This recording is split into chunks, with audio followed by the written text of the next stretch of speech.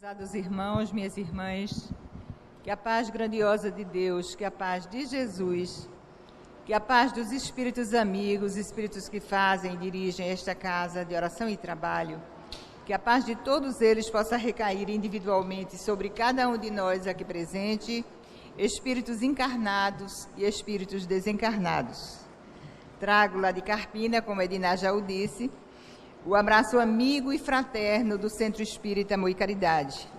O Centro Espírita Amor e Caridade é uma casa que há 71 anos, lá de Carpina, de forma ininterrupta, ele vem divulgando o Evangelho de Jesus à luz da doutrina dos Espíritos. A temática que nós vamos abordá-la é uma análise espírita, a respeito da maternidade.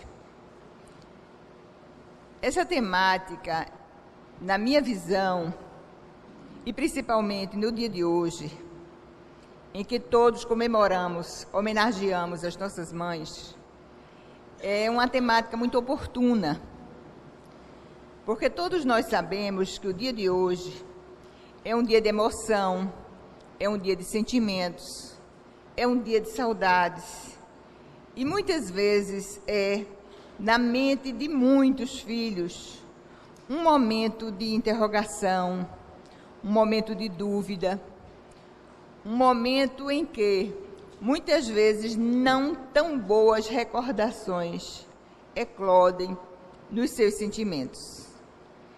Então, eu acho muito oportuno que a gente hoje, nesse dia, possamos refletir o que é que o Espiritismo diz a respeito da maternidade.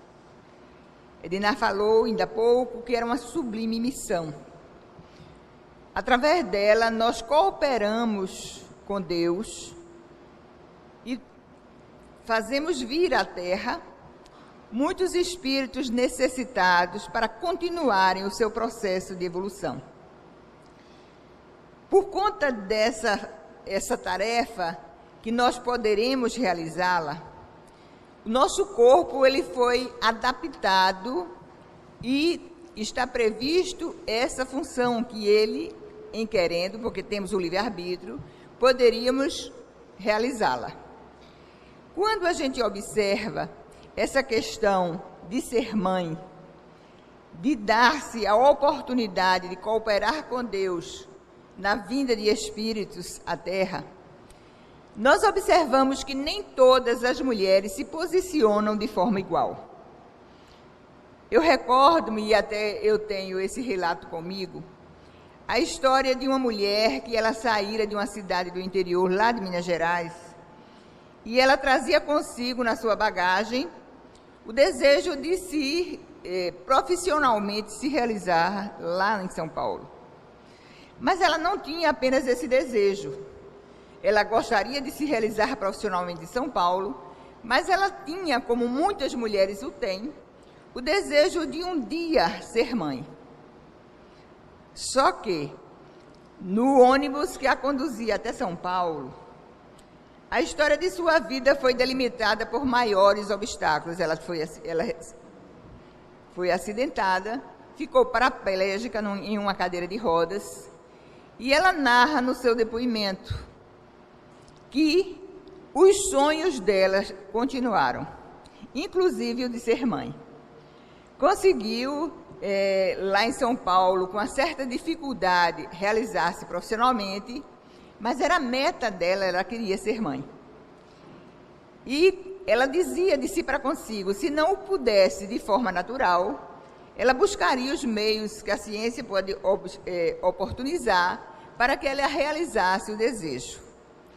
O fato é que ela ficou gestante e feliz por essa possibilidade de ver o seu sonho concretizado em uma cadeira de rodas. Muitas vezes ela narra, o nome dela é Ana Maria Figueiredo, ela relatou a sua experiência de vida na revista Isto É. Ela diria que muitas vezes as pessoas com o dedo em riste apontavam para ela e diziam como ela tivera a ousadia de, na condição que ela está, ou que ela estava, em cadeira de rodas, ela se tornar, ela aceitar aquele processo gestacional. E ela diria com muita propriedade: não vamos falar aqui em preconceitos, não é? Porque isso, a questão preconceitos, daria pano para que a gente trabalhasse uma outra palestra. Mas ela diria com muita propriedade. Vamos pegar um trecho da sua narrativa. Ela diria: cheguei a ser interpelada por uma desconhecida que, indignada, me parou na calçada. E com o dedo em riste, ela me perguntou como o médico permitia aquele crime. Uma mulher que não tem como andar, como ela poderia cuidar direito de uma criança? Aí ela contraditou para a mulher: crime? Gerar uma vida é crime? De irresponsável a louca não me faltaram adjetivos, principalmente porque eu estou desempregada. Nada, porém, me fez desistir. Hoje já estou no 7º mês de gestação, sei que é um menino e conto os dias que falta para tê-los nos meus braços. Não vai ser difícil. Terei que me adaptar novamente. Será uma outra grande transformação na minha vida, mas me sinto muito forte. E ela se tornou mãe dessa criança que ela estava a gestar. Recolhemos há alguns anos, no mês de maio, uma reportagem da revista Veja, onde a revista Veja colocou uma mulher vestida com roupa de profissional, com um computador à mão, e uma imagem do computador onde aparecia uma cegonha e aquele sinal vermelho, não. E a revista Veja colocou essa interrogativa: filhos? E a resposta: não. Olhando a capa e tendo a curiosidade de observar a reportagem que falava a respeito, observamos que há uma tendência no mundo atual, há um processo cultural novo, vigente, não apenas no Brasil, mas em todo o mundo, no sentido de que as mulheres que se profissionalizam, elas não deveriam optar pela maternidade. E elencaram várias razões para isso, entre elas a de que a mulher que entra no mercado de trabalho e ela quer ser bem-sucedida ou atingir altos patamares na sua escala de progresso profissional, ela não deveria abrir espaço para a gestação. Então, a gente vê, no mundo atual, duas tendências, né? De uma quantidade enorme de mulheres que querem ser mães e, ao mesmo tempo, ao lado dessa realidade, uma quantidade imensa também de mulheres que não querem mais engravidar. Do ponto de vista espírita, como a gente situaria também, não apenas essa situação, mas aquela outra em que muitas vezes a gente vê mães de forma abnegada trabalharem e se dedicarem aos seus filhos, e uma outra tanta quantidade de outras mães que não conseguem, né, desenvolver o sentimento de dedicação, de carinho àqueles que elas geraram.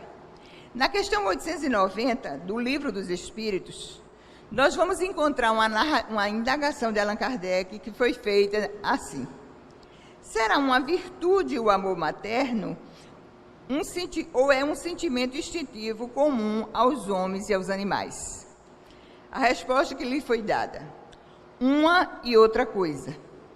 A natureza deu à mãe o amor a seus filhos no interesse da conservação deles. No animal, porém, esse amor se limita às necessidades materiais.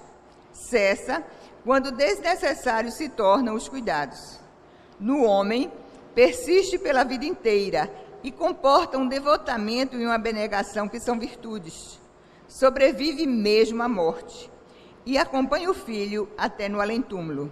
Bem vedes que há nele coisa diversa do que há do amor do animal. Passos Liro, um articulista da revista Reformador, que é publicada pela Federação Espírita Brasileira, alguns anos atrás colocou um artigo muito interessante falando a respeito do amor materno.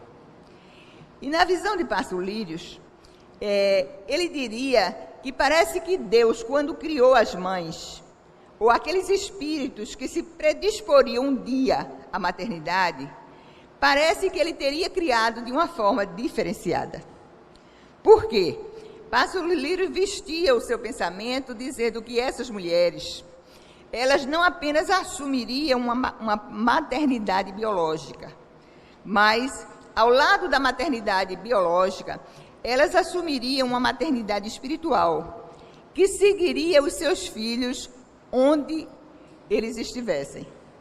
E aí eu acrescentei com o meu dedo feminino ao pensamento de Passos Lírio uma outra palavrinha: seguem os seus filhos onde estiverem e como estiverem, né?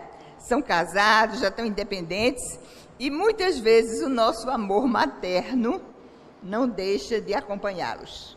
Então, Passos Lírio diria que, descrevendo as características desse amor, ele diria que muitas vezes a mãe, ela se priva muitas vezes de determinadas conquistas para favorecer a conquista de um filho. E deles ela nunca se aparta, né? Mesmo voltando para o mundo espiritual, o amor que elas têm a seus filhos, ele continua de uma forma perene. Em fechando esse pensamento dele, ele conta um caso muito bonito de amor e devotamento materno. Ele conta que lá na Armênia, na cidade de Leninakan, certa feita acontecera um grande terremoto. E esse terremoto vitimara na cidade de Armênia, na cidade de Leninakan, na Armênia, vitimara 25 mil pessoas. Numa determinada residência que foi vitimada pelo terremoto, estava uma senhora de 26 anos, Suzane Petrosian, e a sua filhinha Gaianei, de 5 anos. E junto delas, na cozinha daquela casa, estava uma outra pessoa, que era a cunhada da Suzane. Quando aconteceu o terremoto, a mãe ficou debaixo de uma laje, com uma possibilidade mínima de movimentos. Ao lado dela, a criança de 5 anos, a sua filhinha, e a poucos metros dali, morta, a sua cunhada. A situação era muito precária, por mais que gritasse ela pedindo ajuda, 7 dias se passaram sem que houvesse o resgate de todas elas, das duas, aliás. É quando, num determinado momento, a menina disse: mamãe, eu estou com sede. Eu estou com muita sede. O frio era grande, ela tirou suas roupas para amparar a filha, vesti-la com as roupas, ela ficou despida para as suas roupas agasalhar a filha, mas a partir daquela situação em que a menina tinha sede, tinha vontade de beber algo, ela não tinha como fazê-lo. É quando ela observa que perto dela estava um vidro, que era uma geleia. O que é que ela faz? Ela tenta com muita dificuldade resgatar o vidro da geleia.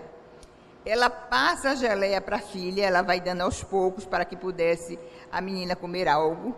Mas à medida que a menina comia a geleia, ela tinha sede, dizia: mamãe, eu estou com sede, eu queria beber algo. E ela se lembrava de uma situação de risco que uma determinada pessoa passara. E lembrou-se que a pessoa, para dar a possibilidade de uma outra pessoa viver, ela se cortara, para que seu sangue pudesse dar alento a alguém que estava junto de si numa situação pior. Então, com os cascos do vidro da geleia, ela começa a se cortar. Aperta o dedo para que a menina pudesse pegar um pouco do seu sangue. Mas à medida que os dias iam passando e a menina precisava sempre de se alimentar um pouco mais, ela foi se cortando quase o corpo inteiro para que a menina pudesse sobreviver. Pensava ela: eu não sobrevivo, mas quem sabe ela poderá sobreviver. É quando no 7º dia, ela e a menina foi resgatada. Aí coloca Passos Lírio: graças à renúncia e à dedicação daquela mulher, que, se esquecendo de viver, pensou na sobrevida da sua filha. Histórias outras a gente poderia aqui lembrar. E existe um livro espírita chamado A Mãe que Desistiu do Céu. Esse livro foi escrito por Mário B. Tomazia. Ele é advogado, escreveu esse livro, e ele dissera que certa feita, ele vivera muitas experiências em trabalhando como advogado lá no presídio em Campinas, e ele ficava impressionado, porque dizia ele, ali, naquele submundo, naquele desvão, onde acontecia muitos crimes, e ele acompanhava aqueles crimes, ele dizia que poderia faltar todas as pessoas que pertenciam à família dos presidiários. Só uma ausência não se fazia, porque elas estavam sempre ali, presentes. Eram as mães dos presidiários. E ele observava, na sua visão de advogado, que muitas vezes peças judiciais, nomes que fazem parte da nomenclatura jurídica, mulheres simples, elas se acostumavam com aquele linguajar jurídico. Então, mulheres simples muitas vezes sabiam o que era uma perempção, uma perda de prazo, sabiam o que era uma prisão domiciliar, uma prisão albergue, acostumadas a acompanhar o processo, que era uma prescrição. E ele disse, era impressionante como, certa feita, ele interpelou uma mulher que diariamente, ela não tinha acesso à cela, em que diariamente pudesse conversar com seu filho. Mas ela ia sempre à prisão, ficava ali, perto do local onde ele estava, e certa feita, o Mário Tomazia perguntou-lhe, a senhora mora perto daqui? Ela disse, moro. A quantos quilômetros? E em resposta a mulher disse, a 20 quilômetros. E todo dia ela ia ali para ficar perto, né, do filho que estava recluso. Aí o Mário Tomazia também arremata o seu relato, dizendo que há um caso muito interessante de uma certa mulher que voltou ao mundo espiritual e ela, pelos créditos espirituais que tinha, estava numa região muito agradável. E os enviados ali, encarregados de tomar conta daquela região onde ela foi localizada, perguntaram se ela estava gostando do lugar.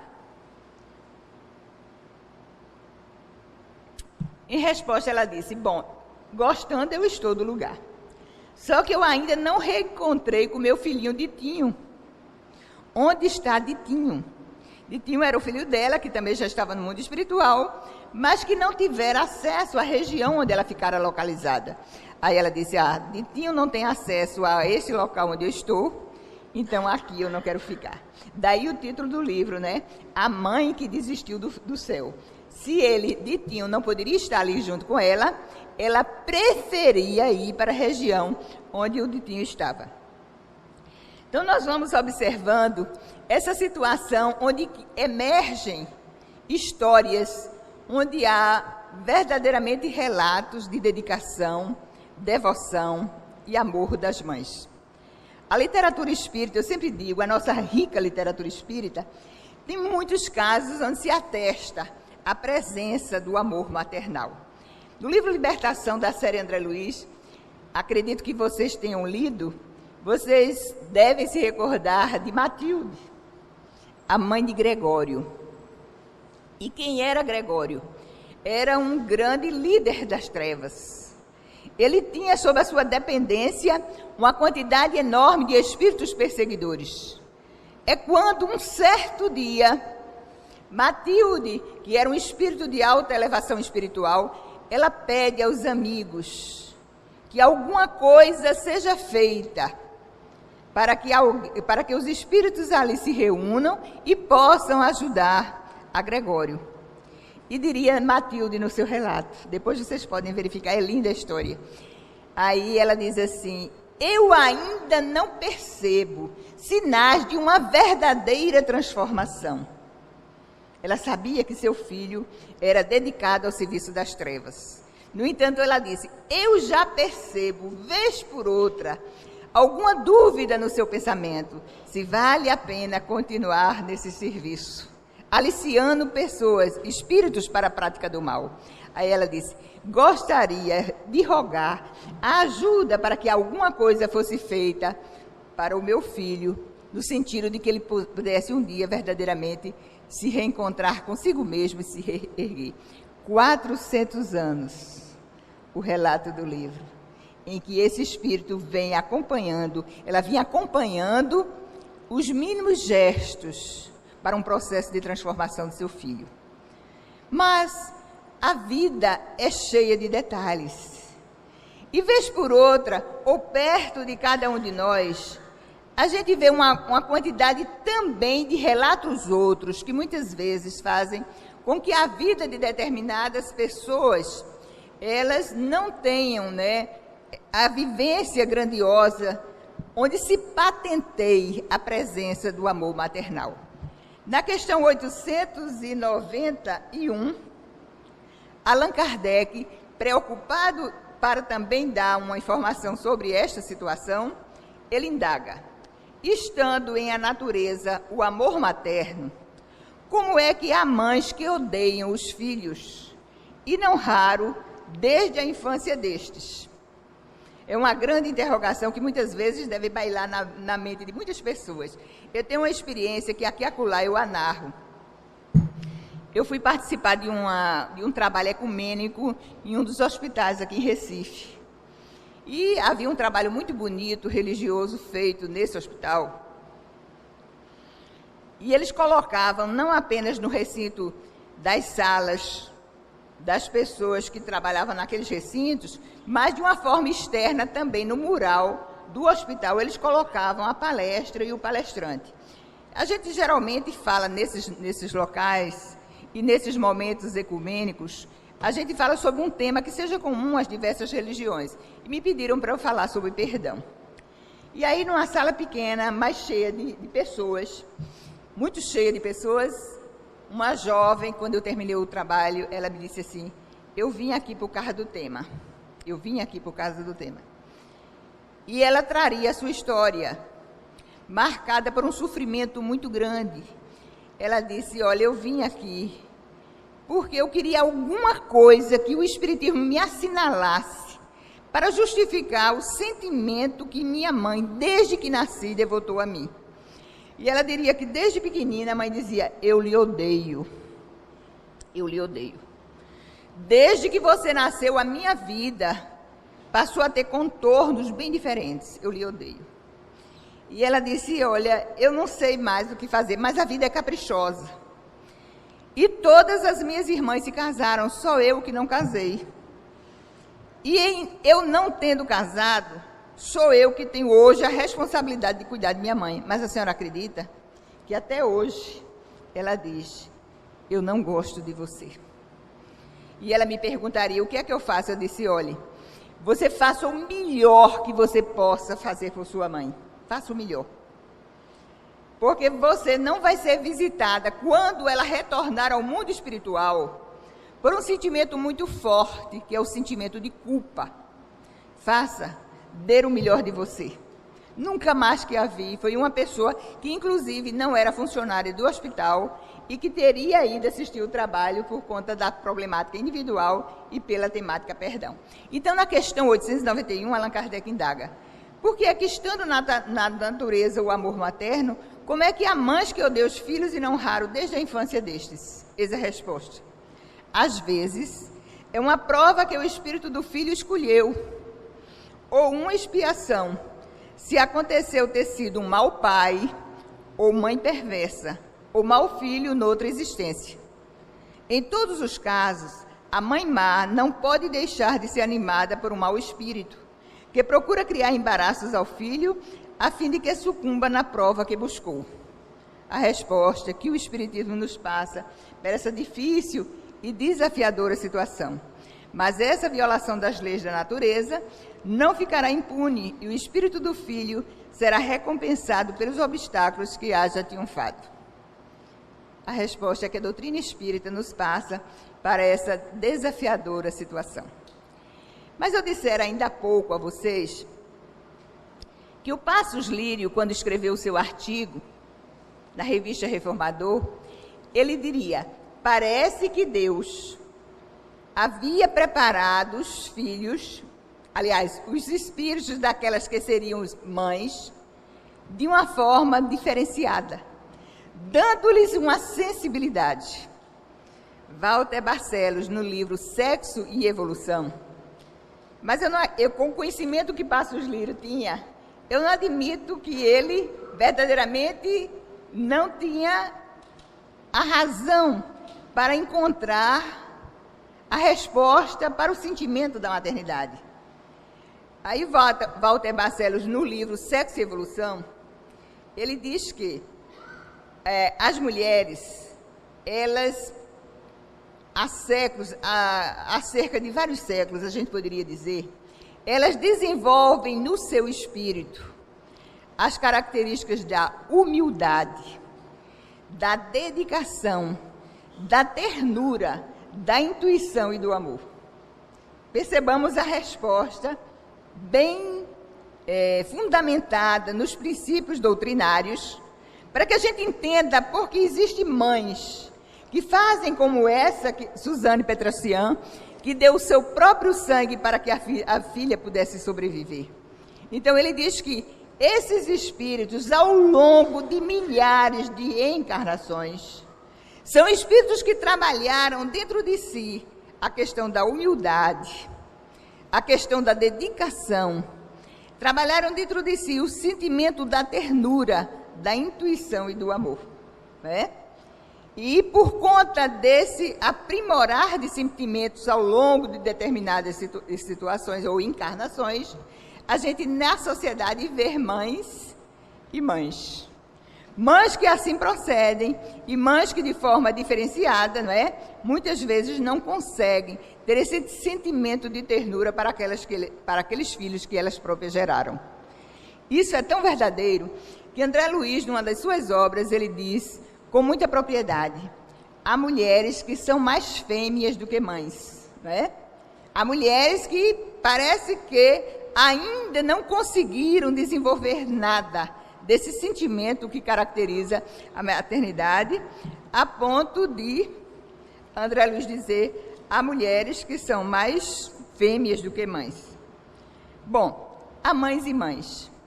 Há mães que são profissionais, existem mães que ficam dentro de casa. Existe hoje também, ao longo das nossas observações, um processo que muitas vezes angustiam aquelas que são mães e que são profissionais, não é? Há aquela situação em que muitas vezes elas próprias se cobram, alimentam dentro de si um sentimento de ambiguidade, gostariam de continuar a trabalhar e muitas vezes se criticam, porque deixam os seus lares e vão para o processo da profissionalização. A doutrina espírita nos esclarece que nós devamos exercer as nossas atividades com muito equilíbrio e com discernimento, não é? Muito importante para essas mulheres que vivem esse processo angustioso dessa divisão de tarefas é que observemos a questão da qualidade do tempo que devemos dedicar aos nossos filhos.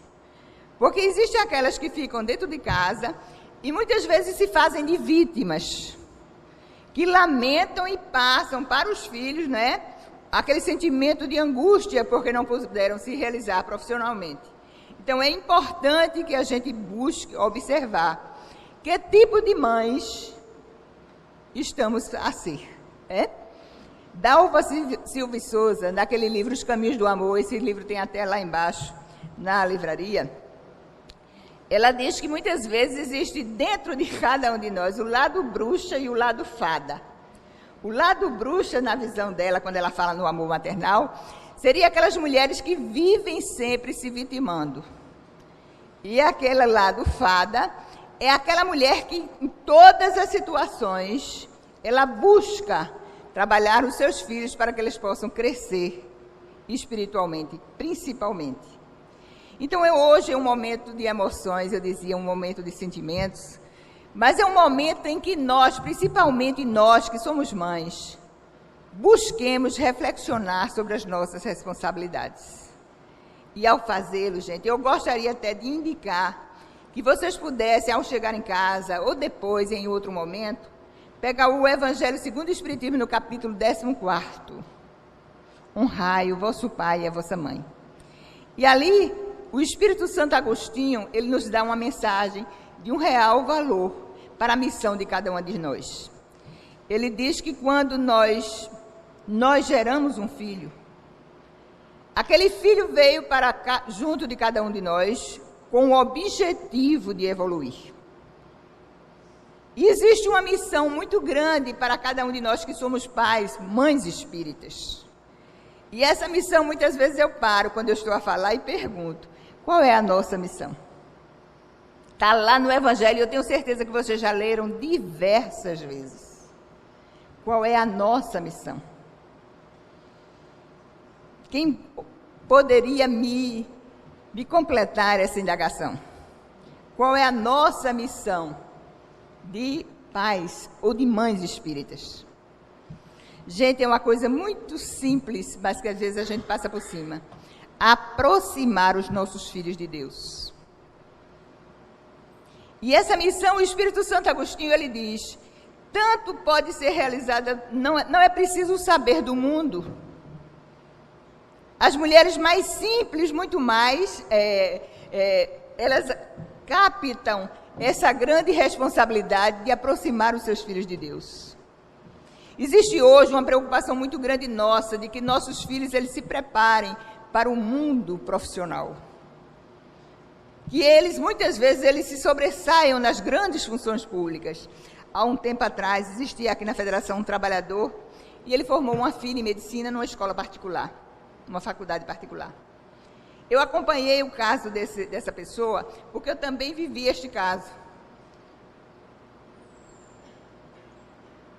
E eu disse a ele, no dia que ele estava se preparando para a formatura da filha, eu disse, você está feliz? Ele disse, Mercedes, estou feliz. Mas ele me deu uma resposta de um pai espírita, que eu nunca esqueci.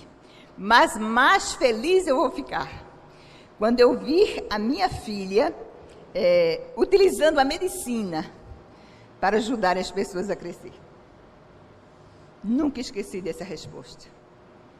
Era uma pessoa comprometida não apenas com a profissão da sua filha, com o legado que ele passara com uma certa dificuldade, mas ele se preocupava na resposta dele, eu nunca esqueci dessa resposta, é que minha filha honre o diploma e o faça de uma forma muito humana e de uma forma em que ela valorize o lado espiritual. Eis a indicação que a doutrina espírita nos passa. E nesse dia, memorável dia em que comemoramos, homenageamos as nossas mães, eu me lembrei de dois relatos muito significativos, de duas mulheres muito simples, mas que através de uma vivência de espiritualidade, elas conseguiram dar esse lastro moral e espiritual para eles. Uma delas chama-se a senhora Nellie Reagan. Ela foi mãe do presidente dos Estados Unidos, Ronald Reagan.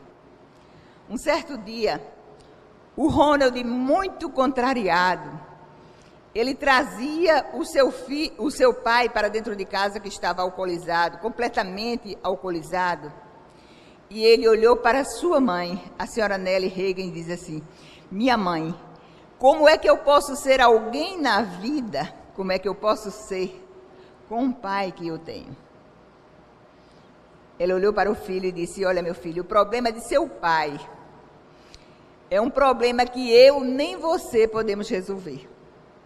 Seu pai é um doente, mas aquilo que você quiser fazer da sua vida, se você quiser crescer, eu estou perto de você para lhe ajudar.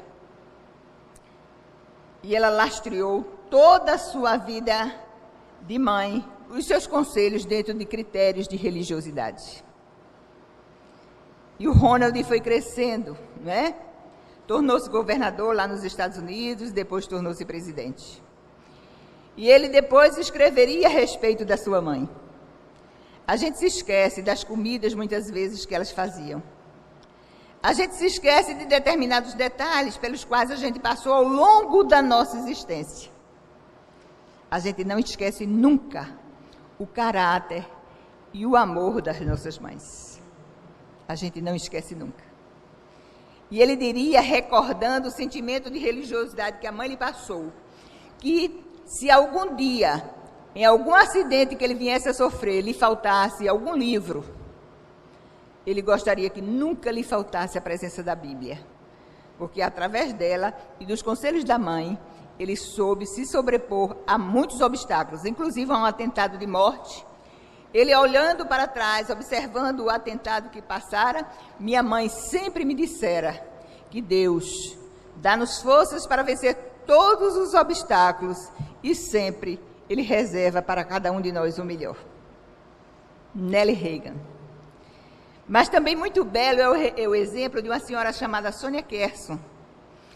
Um determinado dia, Sônia Kerson recebe em casa o boletim dos seus 2 filhos, trazendo consigo, cada um deles trazia, ele apresentava, um boletim recheado de notas vermelhas. Olha o boletim e observa a atitude dos filhos que diz: mamãe, isso não é nada. Isso não é nada, mamãe, a gente depois melhora. Aí ela disse: não, isso é muita coisa. Eu estou muito triste com esse resultado que está aqui no boletim dos 2. Eu sou uma mulher religiosa. Eu não sei no momento o que eu deva fazer com vocês, mas eu vou orar. Eu vou orar e vou pedir inspiração do alto. Amanhã eu torno a conversar com os 2. Abriu a Bíblia, orou, e no dia seguinte ela disse: olha, já tem a resposta. E a resposta é a seguinte: a partir de hoje, nesta casa a televisão só vai ser ligada 2 vezes por semana. Vocês escolham 2 programas. E cada um escolha um livro para ler. E depois vocês devem me fazer um relato semanal, ler em voz alta o resumo do livro que vocês leram. E os 2 ficaram a reclamar: mas não é possível, mamãe. No entanto, o tempo passa e Ben Kerson depois diria: eu devo tudo o que sou a Deus e a minha mãe. Ele diria que a partir do momento em que começou a ler, o mundo passou a chegar às suas mãos, conhecer detalhes de fatos e de pessoas e de lugares. Tornou-se um aluno tão disciplinado que conseguiu passar numa faculdade de medicina e logo após a conclusão do curso se tornou um dos neurocirurgiões mais famosos dos Estados Unidos. E ele se destacaria porque ele teria feito uma cirurgia da separação da cabeça de 2 crianças siamesas, através de um processo cirúrgico muito delicado. Passou até um filme, muitos de vocês já devem ter visto esse filme, do Ben Kerson. O irmão se tornou um engenheiro também muito conhecido lá nos Estados Unidos. E Ben Kerson diria: através do exemplo da minha própria mãe, eu pude me dar conta que mesmo uma mulher sozinha, como foi o caso da minha mãe, que se casou nova aos 17 anos, vinha de uma família de 24 irmãos, era negra. Mas ela me deu as possibilidades, como dizia ela, de eu ter um futuro diferenciado. Se não fosse ela, talvez minha vida tivesse sido muito diferente. Então, nesse dia de emoções, de sentimentos e de saudades, que a gente possa, eu acredito que todos vocês têm histórias lindas, que foram vivenciadas com vocês e com a mãe de vocês. E nesse momento, nesse dia, já chegando à noite, nas últimas horas da conclusão, que a gente se lembre de endereçar-lhe uma mensagem, se a gente ainda não fez. Que a gente diga-lhe, muitas vezes a gente passa, o tempo passa tão rápido, é tão depressa, e a gente muitas vezes não tem tempo de parar e dizer-lhes o quanto nós as amamos. Bom, mas muitos podem pensar: ela não merece. Ela não merece. E aí eu me lembro de uma história, de uma conversazinha pequena que Mafalda tivera com uma amiga. Daquelas historinhas, né, que as crianças leem.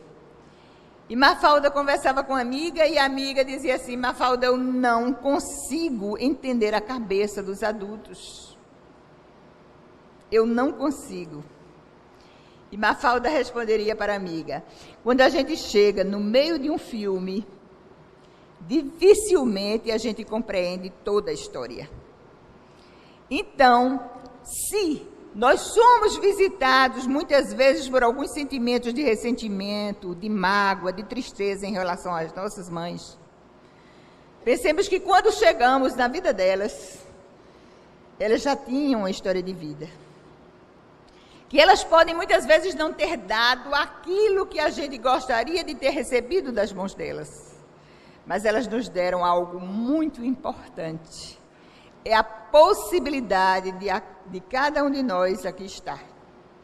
Então, que a gente não deixe para amanhã, não é? Esses momentos especiais, que a gente possa transformar verdadeiramente esse dia de hoje como um dia de reconhecimento a ela, que por nós, né, ela nos fez. Que vocês possam fazer isso, se ainda não fizeram. Eu me lembro, e o dia nos leva a essas lembranças, que a Ana Jarvis, aquela que teve o pensamento de que todas as pessoas no mundo homenageassem no segundo domingo de maio as suas mães,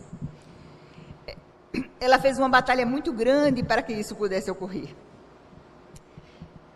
Nos relatos que contam da sua vida, ela vendeu a casa, ela se dedicou inteiramente conversando com governadores, senadores, presidentes, para que um dia fosse dedicado às mães.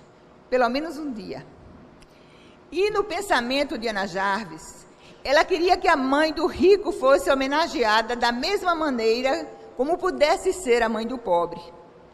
Então ela pensou, como a mãe dela, que já havia desencarnado, já havia morrido, como a mãe dela gostava muito do cravo branco, ela pensou que, para homenagearmos as nossas mães, um cravo branco fosse dado. Só que, quando ela começou essa batalha para que o segundo domingo de maio fosse o dia dedicado às mães, ela conseguiu, os primeiros estados foram aderindo a essa proposta. No ano de 1927, ela conseguiu que o primeiro estado lá nos Estados Unidos tornasse oficial o dia dedicado às mães. Aqui no Brasil foi no dia 5 de maio de 1932, com o presidente Getúlio Vargas. Mas Ana Jarvis, certo dia, ela já estava com avançada idade, perto dos 60 anos, ela chegou numa convenção de mulheres que estavam vendendo o cravo branco por um preço exorbitante. Ela se desesperou. Não era isso que eu queria. É uma festa de sentimentos, então só sentimentos deveriam existir e não comercialização. Foi presa. Ela foi retirada do recinto porque ela protestou com a comercialização do dia. Já idosa, agora em sua casa, o repórter entrevistava e perguntava-lhe: o que é que a senhora diz a respeito da homenagem do Dia das Mães? Eu me arrependo de tê-lo feito. Eu me arrependo. Comercializaram o dia e ela chorava. Mas, pela psicografia de Divaldo Pereira Franco, aliás, pela psicofonia, ele diria que Ana Jarvis diria, agora espírito, que ela modificou o seu pensamento. Ela estava feliz agora lá no mundo espiritual de ter encabeçado essa ideia, porque pelo menos na visão dela agora como espírito, pelo menos um dia, as pessoas se parariam para se lembrar das suas mães. Esse dia de grandes sentimentos, emoções e de saudades, cada um de nós aqui presente que não temos mais aqui na terra as nossas mães, que façamos como Edna sugeriu, liguemos-nos a elas através da oração. Essas criaturas que passaram pelas nossas vidas e deram tudo delas em benefício de cada um de nós. Eu me lembro da minha, para que me desse o anel de formatura, formei-me direito. Para que eu tivesse o meu anel de formatura, ela criou porcos, né? Lá em casa, naquela cidade do interior, onde muitas vezes as pessoas criavam galinhas e porcos, a minha mãe criou o porco e ela dizia: vou vender para comprar o anel de Mercedes. São coisas que a gente não esquece. Então, nesse dia, marcado também por saudades, que a gente possa se lembrar dela essas que de nós, com certeza, Psicofonia de Divaldo Pereira Franco, nunca de nós está nos esquecer. É bem fácil elas tenham passado hoje nas nossas casas e nos beijado, trazendo consigo, né, esse sentimento que elas de nós nunca se apartam. Essa presença, essa certeza da presença espiritual delas nas nossas vidas, e embora não haja presença física, espiritualmente, elas continuam junto de cada um de nós. E, por fim, se lembrar da Mãe Santíssima, o ícone, a maior de todas as mães, que vivendo os momentos que levariam Jesus ao Calvário, quando João, o discípulo amado, chega junto dela e diz: Jesus foi detido.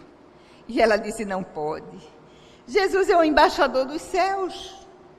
Foi detido, daqui a pouco ele voltava, está encarcerado.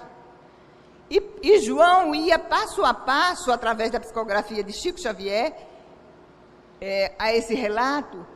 E João ia passo a passo, dizendo: agora ele está na casa de Pilatos. E ela ficava a orar, entregando-se a oração, ela disse: com certeza o céu modificará. Jesus trouxe mostras, verdadeiras mostras, que é um embaixador dos céus.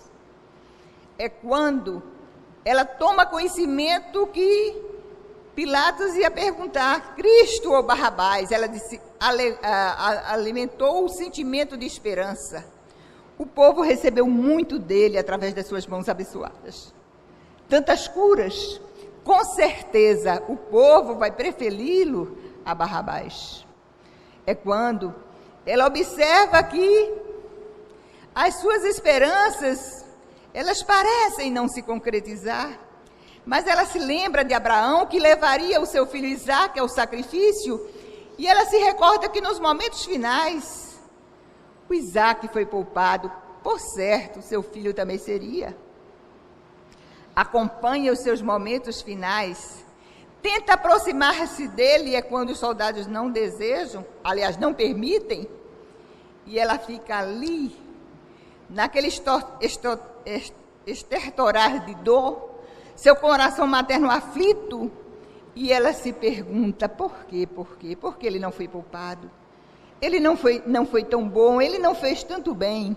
É quando, de uma forma que ela própria nem pensara, surge um pensamento que agora passa a nortear todos os outros que começaram a suceder.